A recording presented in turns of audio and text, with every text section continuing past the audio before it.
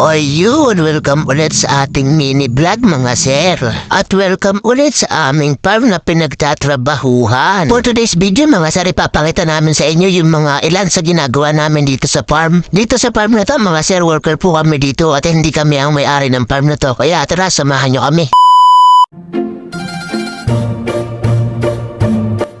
Welcome back ulit mga sir sa ating video. Ito nga palang farm namin ay hipon ang inaalagaan namin dito. At ito na nga si Kuya Badong. Siya na nga ang unang papasisirin ko dito sa tank 1 tapos ako naman ay sa tank 2. Kasi naman dalawa lang kaming nasa dito sa zone A.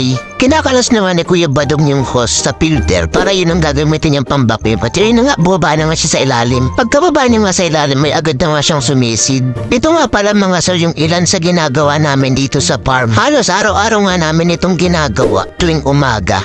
At isang beses din sa hapon. Tinanong ko nga si Kuya Badong kung maraming dumi ba sa ilalim. Ang sabi naman niya ay wala daw, banipis lang.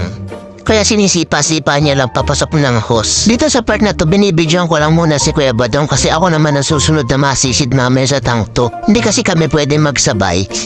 Lumipas na nga ang ilang minuto at tatapos na nga rin si Kuya Badong at agad-agad na nga itong umahon. Ang sabi niya nga sa akin ay malinis na daw yung idalib kaya umahon na siya. Kailangan nga namin itong gawin lagi araw-araw para hindi magdumi ang tubig. Sa part na to, medyo nahihirapan pang umakyat si Kuya Badong Tapos sabi ko sa kanya, ibalik niya yung hose sa may filter tapos ibaba niya ulit. Yun kasi ang sabi ni Boss Amo sa akin kanina bago siya umalis ng farm. Mukhang nahihirapan nga ulit si Kuya Badong na ikabit yung filter sa hose.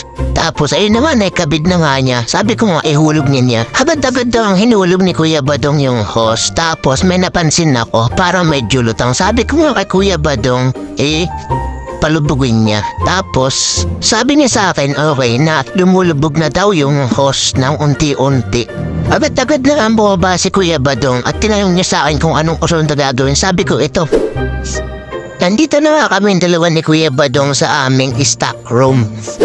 Ito nga pala yung stock room namin, kaya kami naandito is kukuha si Kuya Badong ng feed. Sabi ko sa kanya irinisan muna. Kaya nga pala kami kumuha ng feeds kasi magpe-prepare na kami ng pakain sa alaga namin. Ito nga palang feeds namin ay sariling gawa ng aming company. Ito nga po palang feeds na to ay ginawa para sa hipon lang. Makakabili ka nito sa company namin.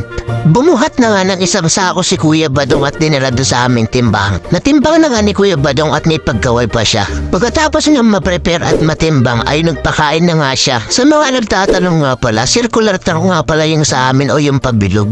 Hindi ko na nga sinabihan si Kuya Badong sa pagpapakain kaya inantay ko na lang dito sa may harapan. Dito sa part na to ay may sinasabi siya. Kaya ito, pakinggan nyo.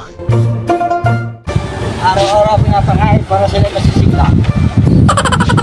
So ayun, dito na tatapos ang ating video. Maraming salamat sa panonood.